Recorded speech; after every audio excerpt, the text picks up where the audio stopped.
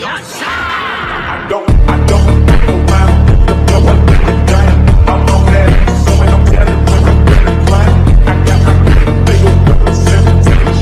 Chamber के अंदर Goku और वेजिटा को होश आता है। गोकू पूछता है ये क्या हुआ। वेजिटा बताता है उन्होंने हमें यहाँ लॉक कर दिया, उस बीरस ने बुल्मा को मार दिया, मैं इसका बदला लेकर रहूंगा, उसे इसकी कीमत चुकानी पड़ेगी। इस पे गोकू कहता है वेजिटा हमें यहाँ से बाहर निकलना होगा। तभी वेजिटा कहता है रुको कैकरॉट, ये रूम पहले की तरह नहीं रहा, उन्होंने इस रूम को मॉडिफाई कर दिया है। इस पे गोकू कहता है पर हमें कोशिश तो करनी होगी वेजिटा। वेजिटा कहता है सही कहा, चलो कोशिश करके देखते हैं। तभी हम देखते हैं वेजिटा और गोकू सुपर सैयन ब्लू में ट्रांसफॉर्म करते हैं और अपने फुल पावर्स को अनलीश करने लगते हैं, लेकिन रूम में कोई भी इफेक्ट नहीं पड़ता। तभी वेजिटा कहता है मैंने सही कहा था, उन लोगों ने इस रूम को मॉडिफाई कर दिया है, उन गॉड्स ने हमसे झूठ कहा, हमें यहाँ लाने के लिए उन्होंने हमें धोखा दिया। तभी गोकू कहता है रुको वेजिटा, देखो मेरे पास ये क्या है। गोकू अपने पॉकेट से एक पेपर निकाल कर वेजिटा को दिखाता है। वेजिटा देखता है इसमें तो कुछ लिखा हुआ है। वेजिटा मिस्टर पोपो का दिया नोट पढ़ने लगता है, जिसमें पोपो बताता है कि बीरस ने डेंडे को धमकी दी थी कि वो अपना मुंह ना खोले, लेकिन मैंने सब कुछ सुन लिया था, इसीलिए मैंने ये नोट तुम्हें दिया। मैं ड्रैगन बॉल्स गैदर करके तुम दोनों को इमोर्टल बनाने की विश करूंगा। उस रूम में काफी खाना है, मैं उम्मीद करता हूँ तुम दोनों वहाँ से निकल जाओगे। गोकू कहता है इससे हमारी काफी मदद हो जाएगी, अब हमें बस ट्रेनिंग करनी होगी और पावरफुल बनना होगा, ताकि जब हम रेडी हो जाएं हम यहाँ से बाहर निकल सकते हैं। कुछ दिन बीत जाते हैं, मिस्टर पोपो सभी ड्रैगन बॉल्स गैदर कर लेता है, फिर डंडे के साथ ड्रैगन को समन करता है और विश करता है कि वो सैयन गोकू और वेजिटा को इमोर्टल बना दे। टाइम चेम्बर के अंदर वेजिटा कहता है गोकू क्या तुम कुछ फील कर पा रहे हो। इस पे गोकू कहता है लगता है मिस्टर पोपो ने सभी ड्रैगन बॉल्स ढूंढ लिया है और विश मांग लिया है, अब हम बिना किसी चिंता के ट्रेनिंग कर सकते हैं। वेजिटा कहता है मैं वादा करता हूँ मैं यहाँ से बाहर निकलूंगा और बीरस को अपने हाथों से मारूंगा। गोकू और वेजिटा ट्रेनिंग करने लगते हैं। ट्रेनिंग करते हुए गोकू और वेजिटा 8 साल से ज्यादा बिता चुके थे, जो टाइम चेम्बर में करीब 3000 साल के बराबर था। वो अब एक गॉड डिस्ट्रॉयर से भी ज्यादा पावरफुल हो चुके थे। गोकू अल्ट्रा इंस्टिंक्ट अचीव कर लेता है और वेजिटा भी, वो दोनों एक और ट्रांसफॉर्मेशन हासिल कर चुके थे।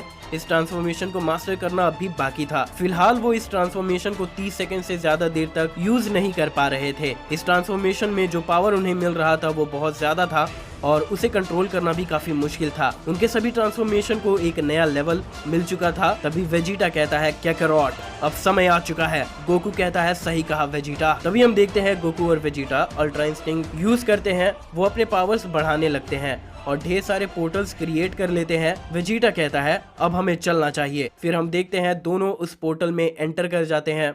टाइम चेम्बर में काफी टाइम बिताने के बाद दोनों टाइम चेम्बर से बाहर निकलने का ट्राई करते हैं। गोकू और वेजिटा अल्ट्रा इंस्टिंक्ट का यूज करते हैं और डायमेंशंस के गेट ओपन कर लेते हैं। गोकू कहता है हमने कर लिया, पर कौन से गेट पे हमें जाना चाहिए ये कैसे डिसाइड करें। वेजिटा कहता है चलो पहले किसी एक में चलते हैं। गोकू एक डायमेंशन गेट में घुसता है और वेजिटा उसके पीछे जाता है।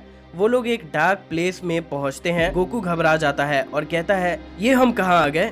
वेजिटा कैकरॉट क्या तुम एक सही गेट नहीं चुन सकते थे। फिर उन्हें रियलाइज होता है कि वो एक ऐसे डायमेंशन में आ गए हैं जिसकी ग्रेविटी टाइम चेम्बर से भी ज्यादा था। बस उन्हें ये नहीं समझ आता कि वो पुराने रूम की तरह ही था। अर्थ में 1 मिनट वहाँ 100 साल के बराबर था। गोकू और वेजिटा उठते हैं। गोकू कहता है ये जगह तो बहुत हैवी है, जैसे ही हम यहाँ घुसे हम यहाँ जमीन पर गिर गए। तुमने सही कहा वेजिटा, चलो फिर से ट्राई करते हैं। वेजिटा कहता है कैकरॉट मेरी बात सुनो, ये पिछले रूम से ज्यादा कॉम्प्लेक्स है, तो अगर हम थोड़ी ट्रेनिंग कर ले तो इसमें कुछ घाटा नहीं है। वेजिटा अपने मन में कहता है इस ट्रांसफॉर्मेशन में होते हुए भी इस जगह की ग्रेविटी ने हमें गिरा दिया, ये एक अच्छी जगह है ट्रेनिंग करने के लिए। वेजिटा फिर गोकू से कहता है कैकरॉट ये जगह ट्रेनिंग करने के लिए अच्छा है, यहाँ अगर हम और थोड़ी ट्रेनिंग कर ले तो हम उस नए ट्रांसफॉर्मेशन को भी मास्टर कर सकते हैं। गोकू कहता है तुमने सही कहा वेजिटा, ये जगह तो ट्रेनिंग करने के लिए परफेक्ट है, पर मुझे ये बहुत कॉम्प्लिकेटेड लग रहा है।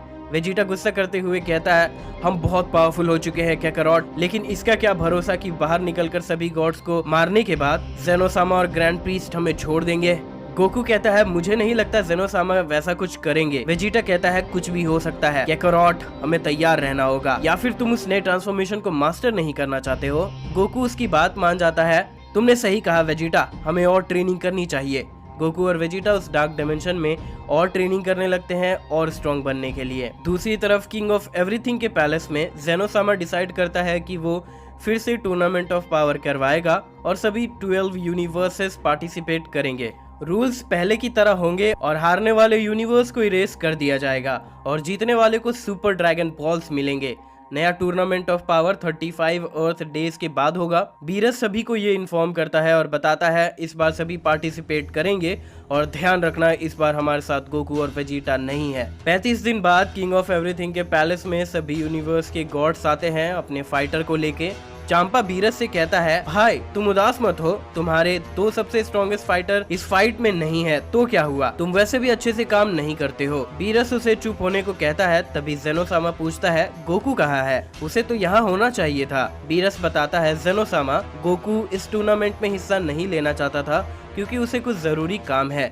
जेनोसामा उदास हो जाता है। बीरस कहने लगता है, आप चिंता मत करिए, गोकू का बेटा यहाँ है, वो भी बहुत पावरफुल है। जेनोसामा कहता है, कोई बात नहीं, मेरा दोस्त गोकू बिजी है, हम टूर्नामेंट को शुरू करते हैं। तभी दाइशिनकेन बीरस को देखता है क्योंकि गोकू पर एक्शन लेने के लिए जिसने ऑर्डर दिया था वो खुद दाइशिनकेन था, जिसकी उसने जेनोसामा को भी भनक लगने नहीं दी। दाइशिनकेन ने यूनिवर्स 11 के गॉड को कमांड दिया था कि वो बाकी के गॉड्स को गैदर करे और गोकू और वेजिटा को एलिमिनेट करने का कोई रास्ता ढूंढे। टूर्नामेंट ऑफ पावर शुरू हो जाता है। तभी जिरेन कहता है, अगर गोकू पार्टिसिपेट नहीं कर रहा है तो इस बार हम आसानी से जीत जाएंगे, ये तो बहुत बोरिंग होगा। दूसरे डायमेंशन में गोकू वेजिटा से कहता है, ठीक है वेजिटा, अब समय हो गया है। वेजिटा कहता है, मैं उस बीरस को नहीं छोड़ूंगा। गोकू कहता है, हमने हर लिमिट को पार कर दिया है, मुझे लगता है हमने यहाँ लाखों साल गुजार दिए हैं। वेजिटा कहता है, सही कहा, मुझे भी यही लग रहा है, हमने यहाँ काफी समय गुजार दिया है। इमोर्टल होने के भी ये अपने फायदे हैं, अब वो कीड़े हमारे सामने कुछ नहीं कर पाएंगे। तभी गोकू कहता है, वेजिटा ये देखो। गोकू अपने हाथ में वेजिटा को एक बटन दिखाता है। वेजिटा पूछता है, ये क्या है? गोकू बताता है, ये बटन मुझे जेनोसामा ने दिया था, याद है जब हम गोकू ब्लैक से लड़ रहे थे? वेजिटा को याद आता है और वो कहता है, तुम जेनोसामा को यहाँ बुला सकते हो? तभी गोकू बताता है, इतना ही नहीं, हम उसे यहाँ बुला सकते हैं और जहाँ वो है हम वहाँ भी टेलीपोर्ट कर सकते हैं। वेजिटा हैरान हो जाता है और चिल्लाते हुए कहता है, क्या कहा तुमने? तुम्हें ये बात इतने सालों बाद रियलाइज हो रही है? गोकू हंसने लगता है और कहता है, गुस्सा मत करो वेजिटा और पॉजिटिव साइड को देखो, क्योंकि जो कुछ भी हुआ उसकी वजह से हम अब इतने स्ट्रॉन्ग बन चुके हैं। अगर मैंने ये पहले रियलाइज किया होता तो हम अपने नए ट्रांसफॉर्मेशन को मास्टर नहीं कर पाते। तभी वेजिटा कहता है, ये तो तुमने सही कहा, पर तुम फिर भी बुद्धू हो। गोकू कहता है, ठीक है फिर चलो इसे यूज करते हैं। गोकू बटन को प्रेस करता है और वो दोनों टेलीपोर्ट कर जाते हैं।